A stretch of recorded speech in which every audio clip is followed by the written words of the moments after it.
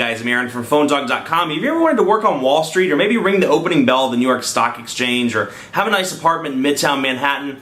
Well, I can't help you with any of that, but there's one device that may be able to help you out at least a little bit. It's a Samsung Continuum with Verizon Wireless. It's available now for $199.99 after a rebate, and it's a member of Samsung's Galaxy S lineup. Now, you may be thinking, why in the world did he bring up all those stock references? Well, there is a reason. Samsung, when they were talking about the Continuum, the ticker display at the bottom of the device, they said it was inspired by the financial industry. You know, the tickers that you see at the bottom of CNBC or CNN or any sort of program like that. It gives you a quick burst of information, and then it's gone and it moves on to the next thing. That was the inspiration behind the ticker on the Continuum. It's a cool feature, but what else does the device have? Is it a cool device? Is it a nice high-end device? Does it compete with the Droid line?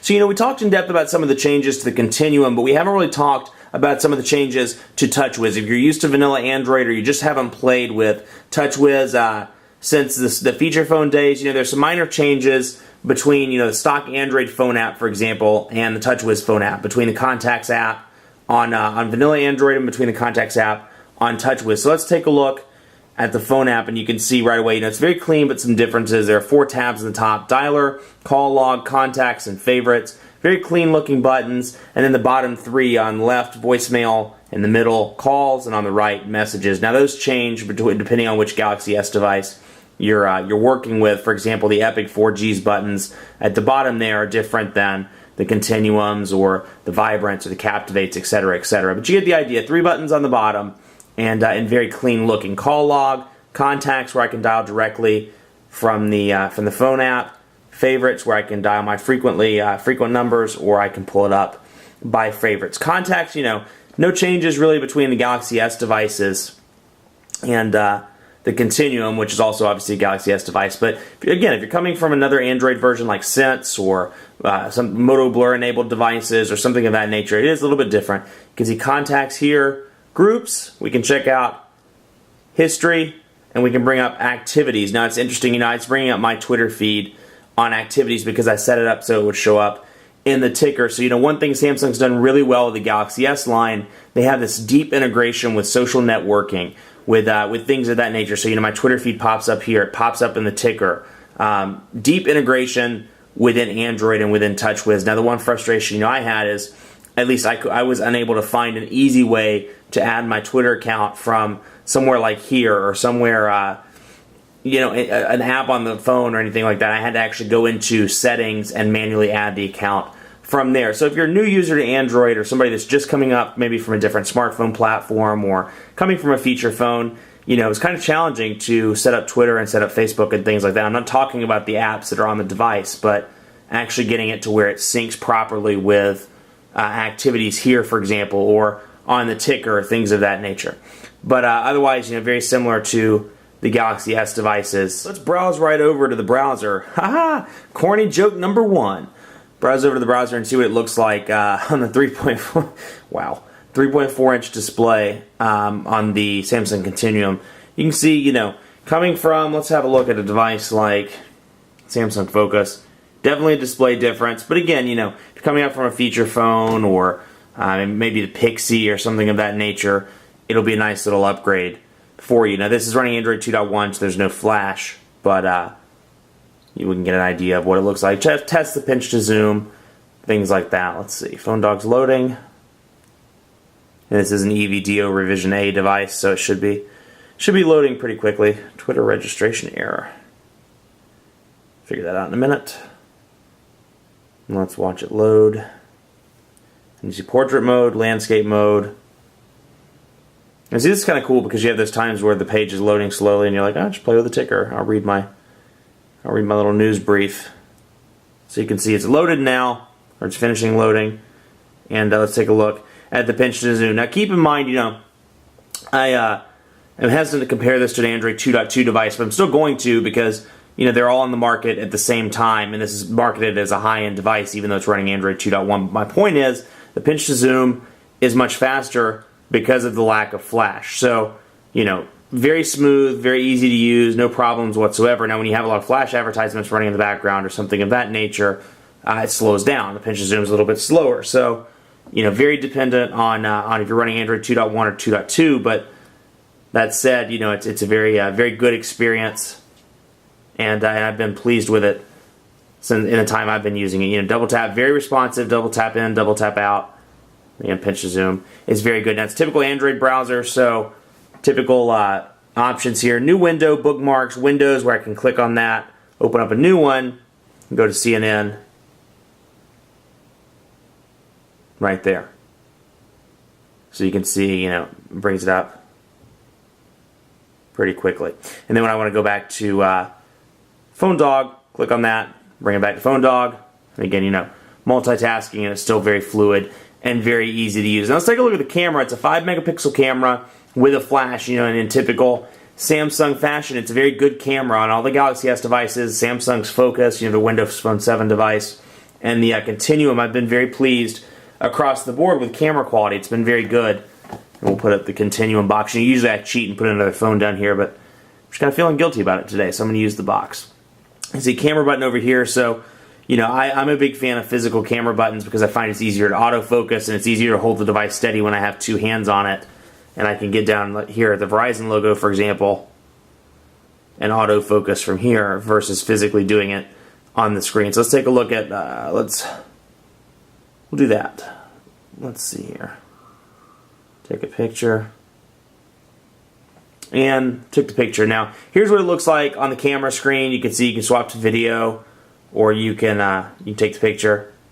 But let's have a look. I mean, that's pretty good, in my opinion, for a well-lit room and all. It's a pretty good picture. I'm pleased. I can easily see Samsung Continuum Galaxy S device. Then I can scroll over. This is a picture I took the other day of all the phones that I have on my desk right now, along with 2 Galaxy tabs. So needless to say, I have a lot of phones in my office, or actually that's just on my desk. I have more in the office, but picture quality's been very good. That was with no lighting whatsoever in the room, with the exception of the light from the window, and you can still make out most of those phones. So pretty impressed with the picture quality. The flash works well. It's worked well, particularly well in daytime situations and well-lit situations. In low-lit situations, it's still one of the best cameras I've used on any smartphone. It's very crisp. Colors look good. They're not washed out. Had no problems on that front. Let me double check real quick and make sure my GPS. Let's kick this stuff on. And let's do some testing.